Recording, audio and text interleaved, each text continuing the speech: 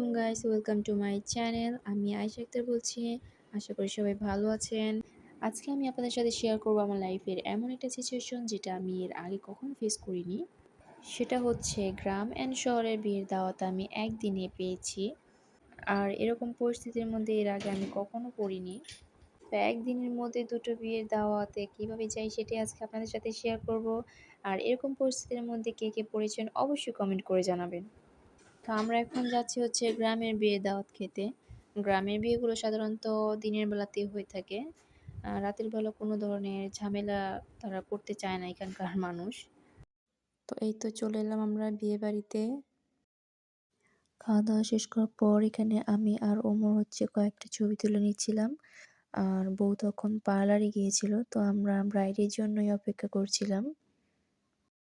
তো এদিকে আমরা কথা বলতে বলতে দেখেন আমাদের ব্রাইড চলে এসেছে সেজেগুজে।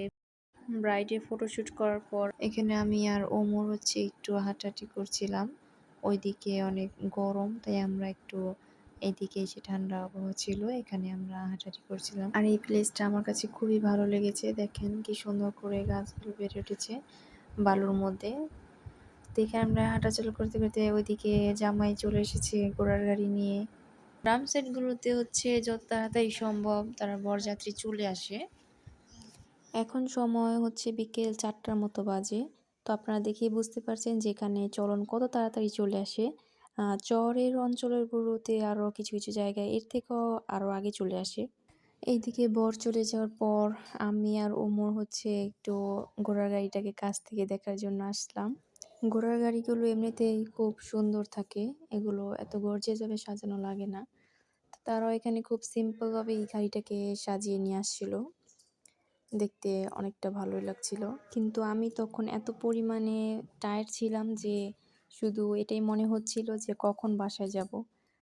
তো এখানে আমরা বরের কয়েকটা ছবি তুলে নিলাম।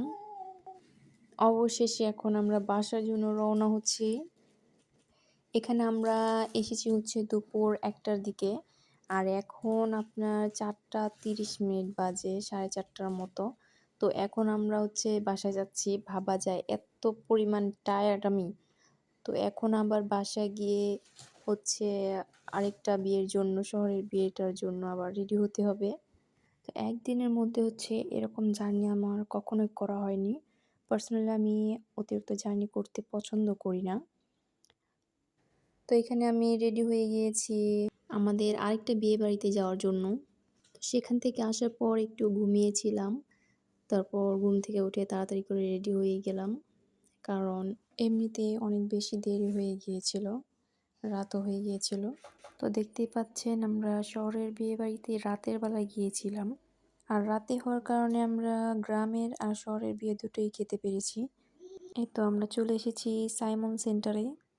এখানে বেশিরভাগ মানুষই তাদের প্রোগ্রামগুলো সেন্টারেই করে থাকে।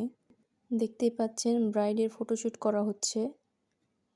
কিন্তু গ্রামের বিয়েগুলো আমরা দেখেছি যে এরকম কোনো কিছু তারা এতটা করেনি। সেখানকার বিয়েগুলো একটু সিম্পলই হয়ে থাকে। আসলে শহরের মানুষদের মাইন্ড আর গ্রামের মানুষদের মাইন্ডের মধ্যে আকাশ পাতাল তফাৎ। আর সেটা আপনারা আমার ভিডিও দেখেই বুঝতে পেরেছেন যে গ্রামের বিয়ের আয়োজনটা কেমন ছিল। আর শহরের বিয়ের আয়োজনটা দেখেন আপনারা দেখেই বুঝতে পারছেন যে দুটোর মধ্যে কতটা তফাৎ। আর এখানে ওমরকে দেখেন, ও বারবার হচ্ছে পড়ে যাচ্ছিল, দুষ্টামি করছিল সাইডে এত জায়গা রেখে।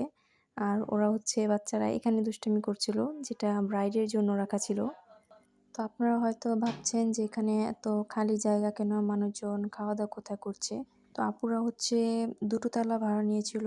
নিচতলায় হচ্ছে খাওয়া দাওয়া করছে, আর দোতলায় হচ্ছে ব্রাইডের জন্য ফটোশ্যুট করা হচ্ছে, এবং যারা যারা কাছের আত্মীয় স্বজন আছে তারা এখানে আড্ডা দিচ্ছে আর কি। তো এখানে আরেকটা বিষয় আমি জানিয়ে রাখি, আমার একটা কেকের বিজনেস আছে। আপনারা চাইলে স্ক্রিনে দেওয়া এই নাম্বারটি দিয়ে যোগাযোগ করে কেক অর্ডার করতে পারেন। তো এই তো আপনারা দেখতেই পারলেন আমরা কিভাবে গ্রামের বিয়ে আর শহরের বিয়ে একই দিনে খেলাম। এখন আমরা বাসায় চলে যাব। এমনিতে অনেক রাত হয়ে গিয়েছে, আর সেন্টার থেকে আমাদের বাসা একটু দূরে ছিল। আর আমি অনেক টায়ার্ড, তো বাসায় গিয়ে আর ভিডিও করা হবে না। তাই আজকের ব্লগটা আমি এখানেই শেষ করছি। ভিডিওটি ভালো লেগে থাকলে চ্যানেলটাকে সাবস্ক্রাইব করে দিবেন, আর লাইক, কমেন্ট অ্যান্ড শেয়ার করতে ভুলবেন না। ইনশাআল্লাহ দেখা হবে আবার নেক্সট কোনো ভিডিওতে। সবাই ভালো থাকবেন, সুস্থ থাকবেন। আল্লাহ হাফেজ।